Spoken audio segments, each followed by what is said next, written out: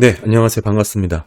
오늘은 상업용 부동산 관련된 내용 좀 살펴보려고 합니다. 사실 지금 현재 가장 약한 고리가 CR이죠. 상업용 부동산입니다. 지금 현재 어느 정도 진정되고 있는 모습이 아니고 점차 관련 리스크가 확대되고 있는 분위기가 감지가 되고 있는데요. 오늘은 한국은행 보고서하고 삼성증권의 4월 달에 발행됐던 보고서를 좀 중심으로 한번 살펴보면서 관련 내용만 좀 빠르게 살펴보겠습니다. 지금 문제는 상업용 부동산의 가격이 하락하고 있다는 게 문제죠.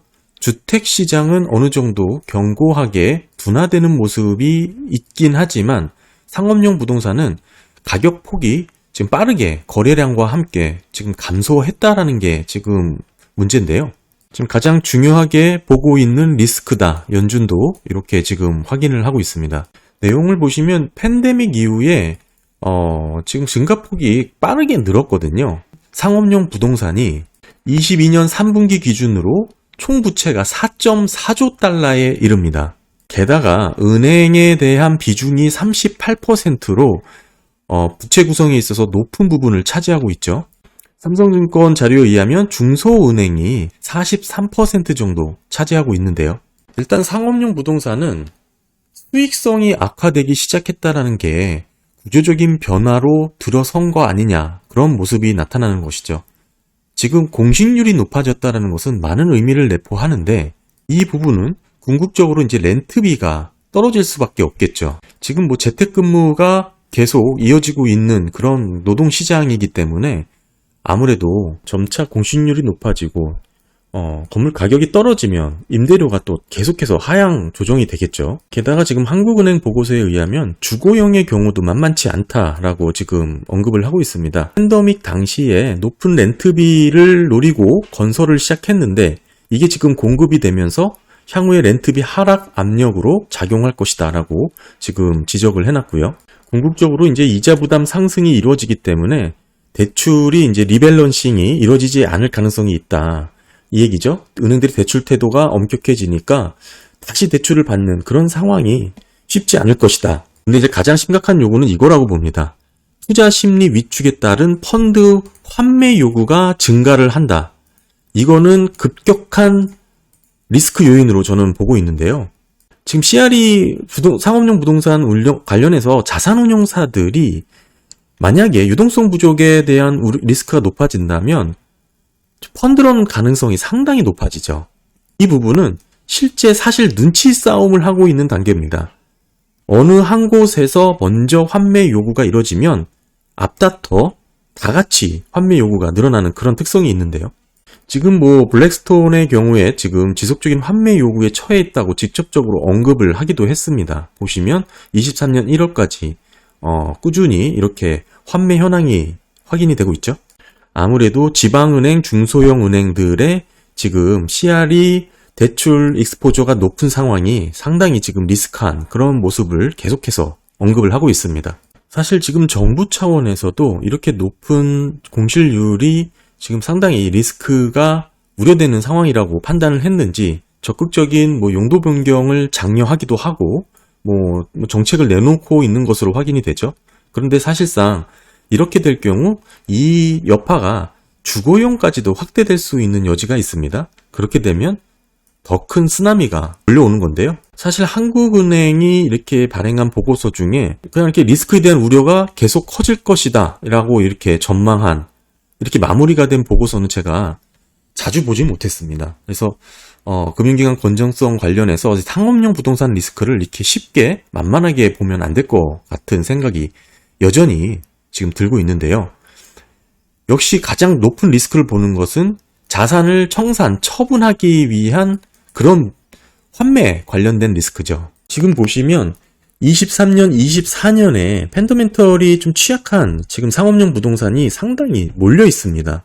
사실 08년도 위기에는 MBS가 문제가 됐는데 이후에는 지금 이 상업용 CRE가 이렇게 높은 비중을 차지하게 되었는데 그 원인을 이렇게 쭉 적어놨어요. 그게 뭐냐면 아무래도 상업용 부동산 같은 경우는 매달 임대 수익이 있기 때문에 단순히 주택가격의 자산가격으로만 이렇게 연동되는 것보다는 담보가치가 좀 있지 않냐 이렇게 판단을 했다고 하는 거죠.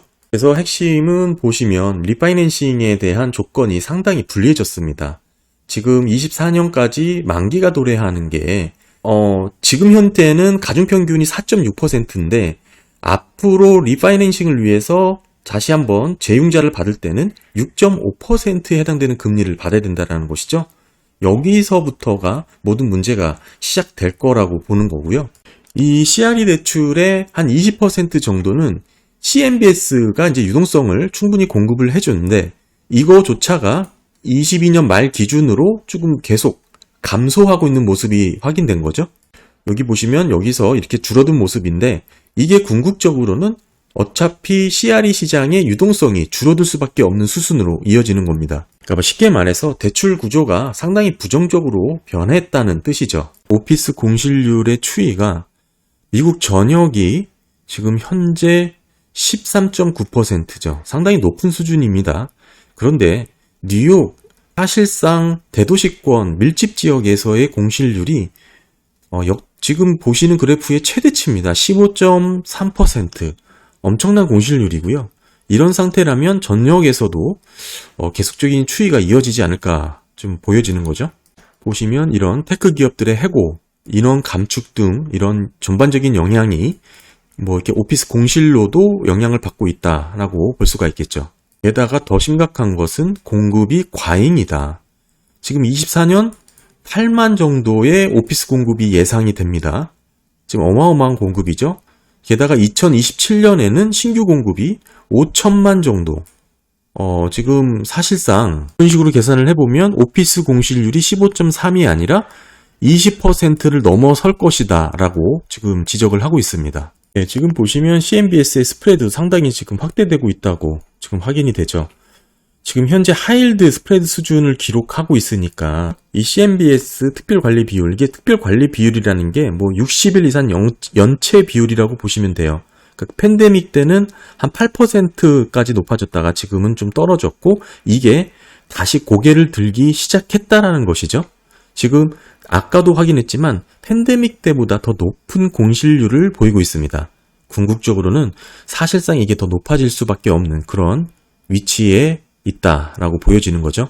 이 CRE 시장의 리스크는 사실 지난 위기만큼 파급력이 떨어질 것이다 라고 보는 게 이게 상업용 부동산에 특히 이제 오피스에 집중되어 있는 부분, 비중의 차이를 언급을 하고 있는 거죠. 게다가 위기 때는 파생 상품에 대한 부실이 우려가 됐지만 이번에는 상업용 부동산이라는 기초 자산의 가격의 하락이다. 그렇기 때문에 해결할 수 있는 리스크 요인이 간단하다라는 이유입니다.